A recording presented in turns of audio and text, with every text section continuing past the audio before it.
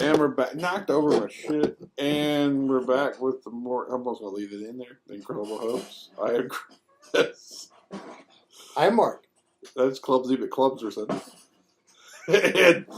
and we're here with another show. Da-da-da. What's our topic for today?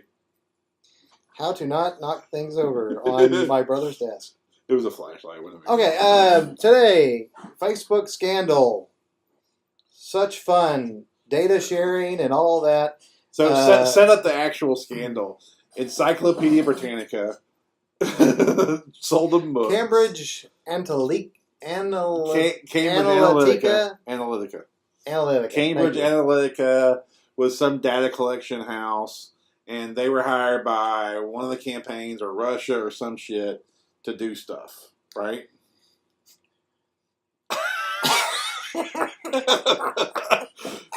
Who were they hired by? Or they just work for themselves? They work for themselves, yeah. They weren't hired by Trump or Clinton. Or a PAC or something. There was like a PAC that, yeah. Okay. Yeah. So they collected and harvested data. But this was a pro-Trump PAC, by the way. They collected data in order to solicit advertisements and whatever internet traffic to steer people towards voting for Trump. Yeah, correct. To send ads to people they thought might be, people they could influence. Okay, so how's that? Facebook colluded or cooperated in some way and opened their data up to these people. Correct. Yeah, it's like sold the data somehow. It's like this data is like readily. It's available. So everybody's bashing on Facebook now because they did so and exposed the data on. I think the last number I saw was 84 million users, 85 million users, somewhere in there. Up to that. Up to we'll just say 85 million users. Yeah. So people are all like, Facebook, you shouldn't show our private data to people. Right. Okay. Is that? Yeah, I mean that's a good general overview. Yeah. All right. With that, no, I'm just no. So what's the topic now? Now we set up what the hell we're talking about. Yeah, that's the what. And now here's the what's our angle? What's our angle? Well, question. The question is, some people are wondering, is this going to be the thing that brings Facebook down? Because the stock market, it really lost. It was a lot on its. It plummeted. What? There's multiple factors. It was like 60 billion. No. It was 40 billion in stock. It lost. On Facebook? Yeah, Facebook went down like 40 billion in value. Okay. It was a lot. So they were like, "Oh, is this going to be the end of this?" And I'm of the mind that people want the service too much. They'll be mad and they'll get over it, and then they'll go on because people just want that service. I mean, it's kind of like if you decide to outlaw coffee. Well, there's just too many people that like coffee. You're just not going to pull that off. They want their coffee. So good luck outlawing coffee. So it's kind of the same thing. Everyone's addicted. They want that caffeine fix. So they want their Facebook fix. They use it too much.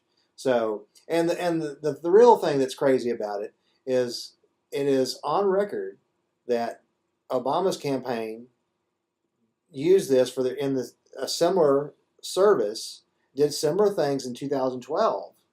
Just no one threw a fit about it. But it was like, as long as it sounds like a political thing, unfortunately, that, as long as the Democrat did it, no one cared. The pro-Trump, a Republican PAC did it, and now the sky is falling. So it's a little. That might be the media. I don't know if that. I don't know if that's the. Yeah, I don't know what's going on there. But at any rate, when you go to Home Depot and Lowe's, they're asking what's your phone number? They've been doing that. They've been doing that forever. So this is, to me, you couldn't buy just batteries and Radio Shack. Yeah. Yeah, to me, this is just an extension of that. All companies do it, so I don't really get why is there a scandal. I don't get it. All companies are doing it. If you're buying something and you used a check or something with your ID on it, they at least probably know your phone number, at least your address.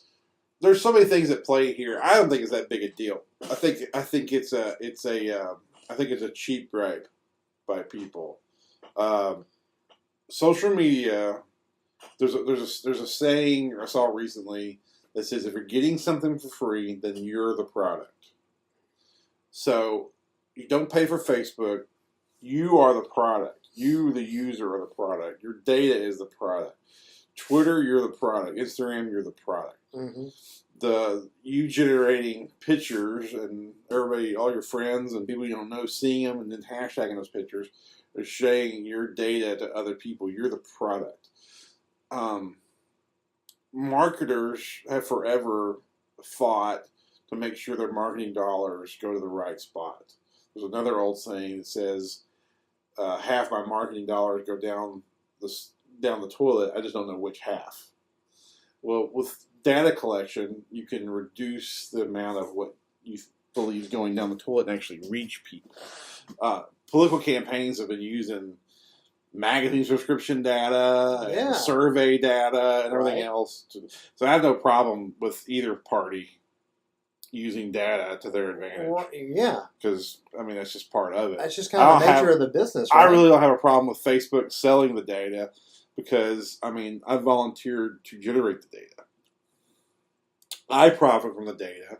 Mm-hmm. And little, Susie, who's 22 in college, sharing pics of her college life with her friends, is taking advantage of the data and the service. So, I mean, we're all taking advantage of it.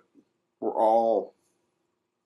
Now, if that data is used to harm you, that's another story. If there became death trucks that used the fact that you hashtag that you were a gun owner and the death truck come to your neighborhood and round you up and killed you, that would be a misuse of the data. But I think just using it to solicit marketing to you, I don't think is a big deal. Right.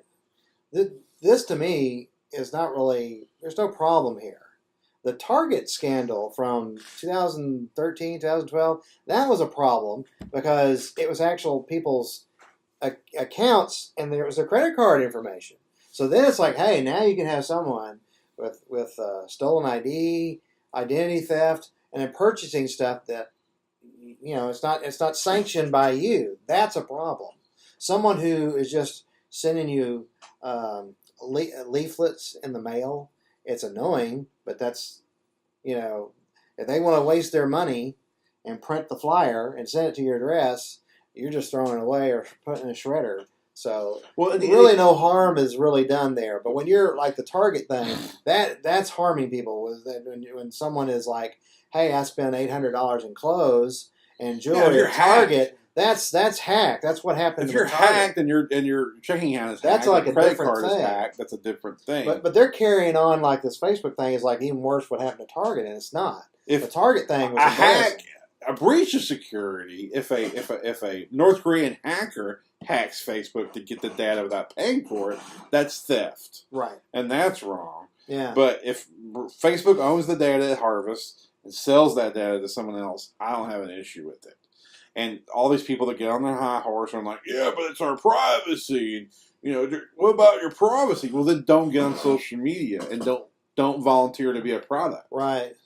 Yeah. There's no law that says you have to have a cell phone even. You go ditch your cell phone, ditch social media, buy a TV that you never hook up to the internet, and rent hard media Redbox and live that way, and then use cash at the store. You can do all those things. But if you want to participate in the ease and convenience of digital lifestyle, then the way to pay for it is to monetize it by collecting and selling the data. But how is this any different? And to make it better, is the only way is to use the data. So the way these new inventions get invented, and you spend less time to check out or whatever else, is because somebody used that data to make it better. So you can't have your convenience. You can't have it both ways. Yeah. I was just going to add that back in the 60s, for example, national presidential campaigns, they didn't have the internet. They didn't have that. so-called mailing lists, they would have been limited. Mm-hmm. What they were doing was they'd put out phone calls to the different phone companies, get them to send phone books. You'd have call centers like in Philadelphia, for example, and they'd call up Minneapolis, Minnesota, and say, "We need Minneapolis's phone book." Mm-hmm. It's a national campaign, and they do that for I don't know how many cities. And here's your phone book. Where's your phone number? Well, how'd you get my number? That's how they were doing it. There's no difference. Just technology has made it more convenient for you to be found. That's the only difference. So I have a problem with different day, different method. I have a problem with people hacking my data. I don't have a problem with people using the data that I'm willfully giving them. I'm willfully giving Verizon and Apple my data. I'm willfully giving Facebook and Instagram my data. There's all sorts of trade. There's things that I gain from it. Mm-hmm. So I mean, it is what it is. If you don't, again, it's really easy. It's very lazy, in my opinion, to be. Well, what about my privacy? That's lazy. Yeah. Then go have your privacy. I just told you how to do it. So I don't know. Facebook's not going to dwindle. There's no replacement for it yet. Facebook will dwindle when there's a replacement. There's not one yet. Right. So until that happens, because Google tried and they failed. Instagram was bought by Facebook. Snapchat. A lot of people didn't like the update, and me included. Yeah. It doesn't work like Facebook. Right. So until something comes along that works like Facebook, but on steroids, then Facebook's not going to go anywhere. It is what it is. Yeah. People want their coffee, and they're addicted. Same thing. People want their Facebook. But not to drag out the show, I have a hard time with the addiction argument because you're willfully addiction. Yeah. Addiction implies some sort of an unwillful choice. Well, I have a hard time with the addiction. I'm being somewhat playful, but I understand. But I understand. But people have but people's lifestyles, we've become accustomed to using something, and I think once you get kind of used to a certain technology, it is a little bit strange to go backward. It's like if you're a poor family and you're microwaving everything, I'm sure it is a little weird. They're like, oh no, you actually have to cook this. Like, my macaroni and cheese, I can zap for 2 minutes, or I can take 40 minutes and boil all the stuff. It just blows their mind. It's like, well, I could usually do this with a microwave in 2 minutes. So it feels like you're stepping backwards. So there's a little bit of that going on, and I'm trying to speak humorously to that. Well, and I was taking what you're saying pretty literal, but it's not going anywhere. There's no replacement, and you're correct. There's no replacement. Yeah. So it's like there's nothing that is like the alternative to it. Mm-mm. That's the exact. It became what it is because it was like. Whoa. Yeah. Yeah. Mm. It became what we all felt the internet was trying to be. Mm-hmm. Just in one box. So. Right. Well, speaking of things that were trying to become something, dude, like superheroes.